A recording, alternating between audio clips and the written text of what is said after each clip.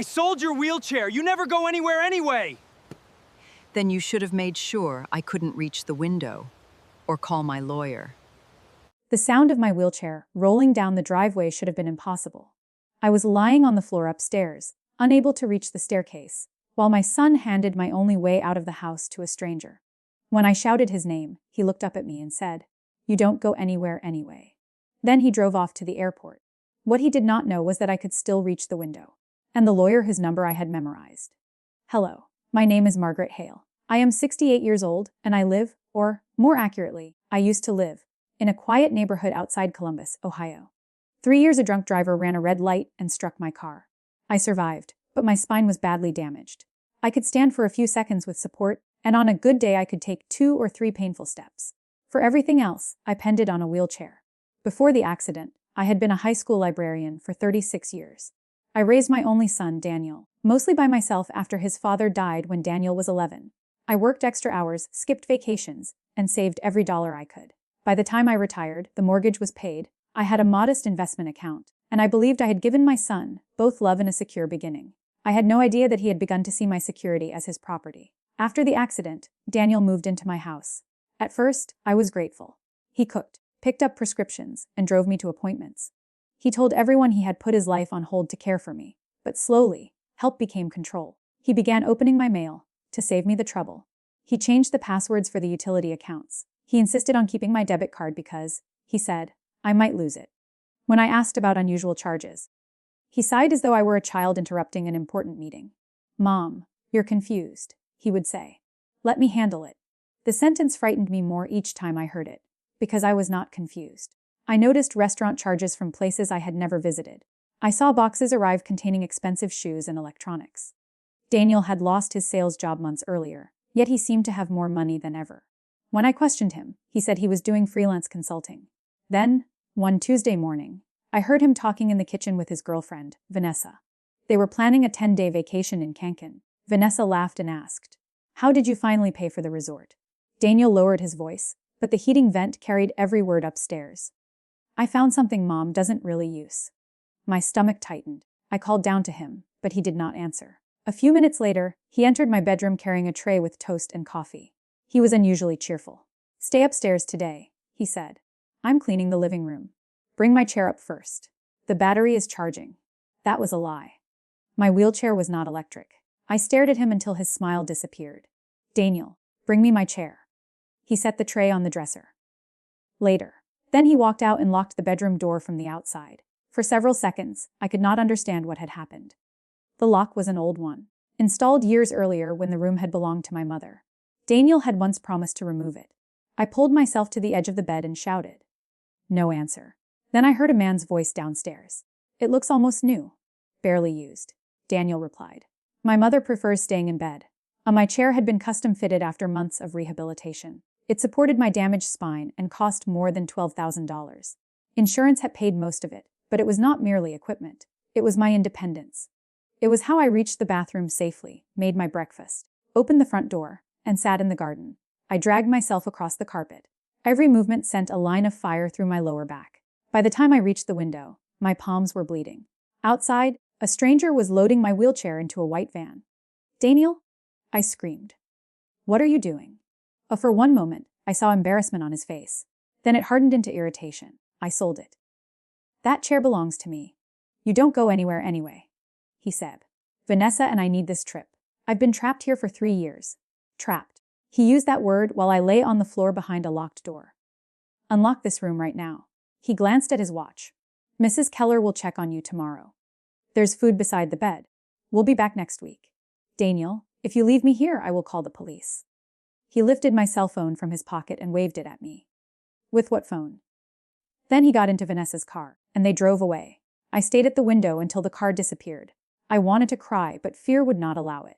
My medication was in the bathroom. The nearest working phone was downstairs.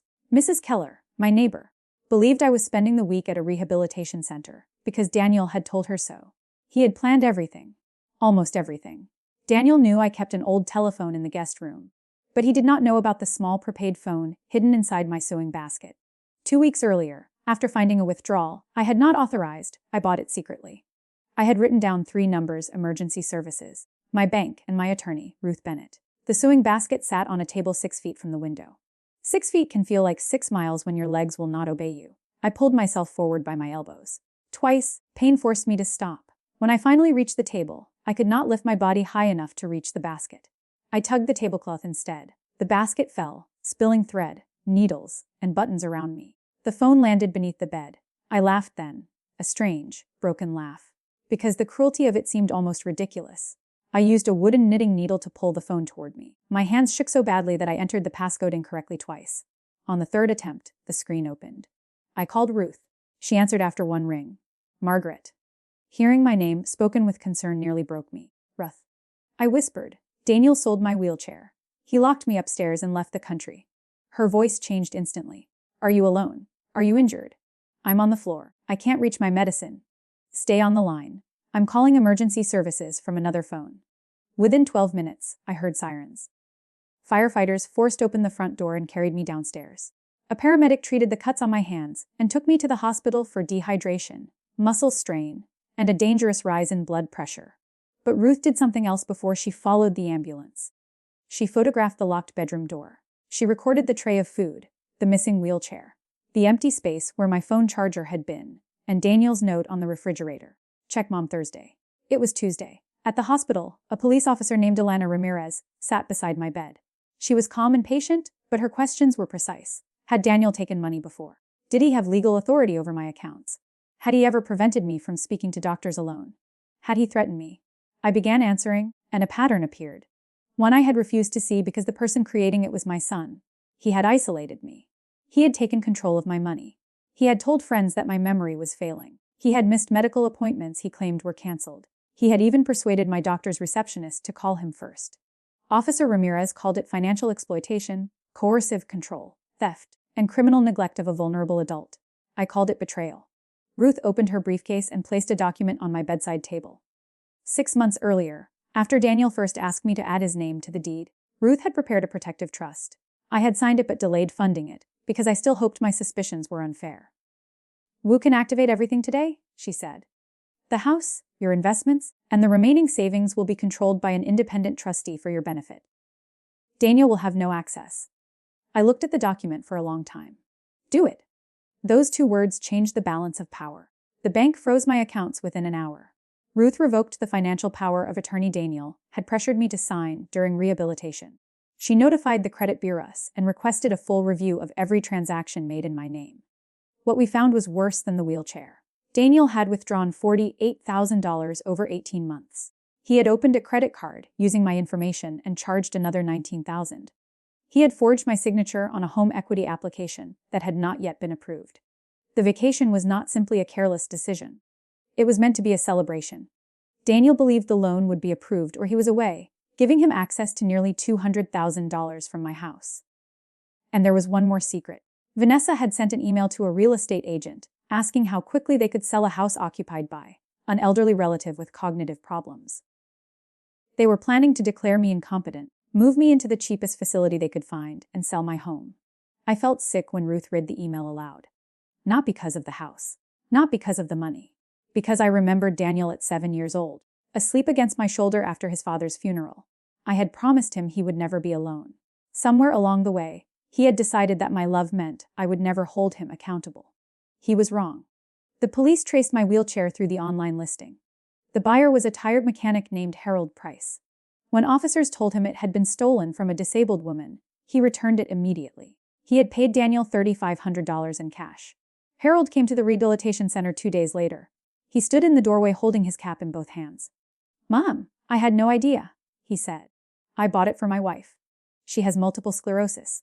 I believed him. Daniel have shown him a fake bill of sale bearing my forged signature. "You did the right thing when you learned the truth," I said. Harold's eyes filled with tears. Before leaving, he handed Ruth screenshots of every message Daniel had sent him. In one of them, Daniel wrote, "She won't notice it's gone for a week." That sentence later became important. Meanwhile, Daniel was posting photographs from Cancun. In one, he and Vanessa held champagne glasses beside a pool. The caption read, "Finally free." He did not know his bank cards had been frozen. He discovered it at dinner on the second night, when the restaurant declined 3 cards. Then the hotel told him the remaining balance on the room had not been paid. 11 for 3 p.m., The prepaid phone rang. Mom, what did you do? He shouted. Not, are you safe? Not, I'm sorry. His first concern was the money. I protected myself, I said. You embarrassed me. Vanessa and I are stranded. You left me locked upstairs without my wheelchair. I left food. Stop making it sound dramatic. I looked at Officer Ramirez, who was recording the call with my permission. Why did you sell my chair, Daniel? Because I needed the cash. And you weren't using it. Why did you lock the door? Because I knew you'd interfere. And when were you going to return? Next Wednesday. You would have been fine. There was silence in the hospital room. He had just admitted everything. Then Ruth took the phone. Daniel, this is Ruth Bennett. Do not contact your mother again except through counsel. Your authority over her finances has been revoked. The house is now protected by a trust, and the police are investigating the theft, the forged documents, and your abandonment of Margaret. For the first time, my son had nothing to say. He and Vanessa flew home 3 days early after borrowing money from her sister. Police officers were waiting when they landed in Ohio. Daniel was arrested. Vanessa was not arrested that night, but investigators seized her phone under a warrant. The messages on it showed that she knew about the plan to take my house. She had even suggested selling my chair, writing, "Your mom just sits upstairs. Turn the junk into margaritas." The case moved slowly, as legal cases often do. Daniel's attorney argued that it was a family misunderstanding. He claimed I had given him permission to manage my property and that locking the bedroom door had been an accident. Then Ruth produced the evidence: the online advertisement, the forged bill of sale, Harold's messages, the bank records, the home equity application, Vanessa's email, the photographs of the locked room, and Daniel's recorded confession. But the strongest evidence came from a camera Daniel had forgotten. Months before, he installed a security camera in the front hall. He said it would protect me from intruders. The recordings were automatically backed up to an account registered to my email address. A technician recovered the footage. The video showed Daniel carrying my phone downstairs. It showed him testing the bedroom lock. It showed Vanessa asking whether one tray of food was enough. And it captured Daniel's answer. She can miss a few meals. By the time anyone finds her, we'll be on the beach. When I watched the recording, whatever hope remained in me disappeared. I did not want him destroyed. I wanted him stopped. Daniel eventually accepted a plea agreement. He pleaded guilty to theft, forgery, financial exploitation of a vulnerable adult, and unlawful restraint. The judge sentenced him to prison, ordered restitution, and prohibited him from contacting me without my written consent after his release. Vanessa pleaded guilty to conspiracy and identity fraud. She received a shorter sentence, probation afterward, and a restitution order. Before sentencing, Daniel asked to speak. He turned toward me in the courtroom. For the first time in months, he looked less angry than afraid. "Mom, I made mistakes," he said. "But I'm your son. Please tell the judge I'm not a bad person." I rolled forward in the same wheelchair he had sold. The courtroom was silent. "You are my son," I said. "That is why I gave you more chances than I would have given anyone else. I paid your debts. I opened my home. I believed your excuses. But being my son does not give you ownership of my body, my money, or my freedom." He began to cry. "So did I. I hope prison gives you time to become a different man," I continued. "But I will not sacrifice what remains of my life to protect you from the consequences of what you chose." The judge thanked me and imposed the sentence. Justice did not feel like victory. It felt like closing a door on a room where I had once kept all my happiest memories. For weeks afterward, I woke at night hearing that lock click again. But my story did not end in that upstairs room. With Ruth's help, I sold the 2-story house, not because Daniel had forced me out, but because I chose a better life. I bought an accessible home with wide doors, a roll-in shower, and a small garden raised high enough for me to reach from my chair. I hired a professional caregiver for mornings, but I regained more independence than my doctors expected. I joined an adaptive gardening club. I returned to the local library twice a week to read with children. Harold and his wife, Susan, became my friends. When Susan finally received a wheelchair through her insurance, I helped them appeal for the model that suited her properly. The court recovered only part of my stolen money. I may never see the rest. Yet I recovered something more valuable: my own judgment. For too long, I had mistaken forgiveness for surrender. I thought loving my son meant absorbing every wound and hiding every bruise to protect his reputation.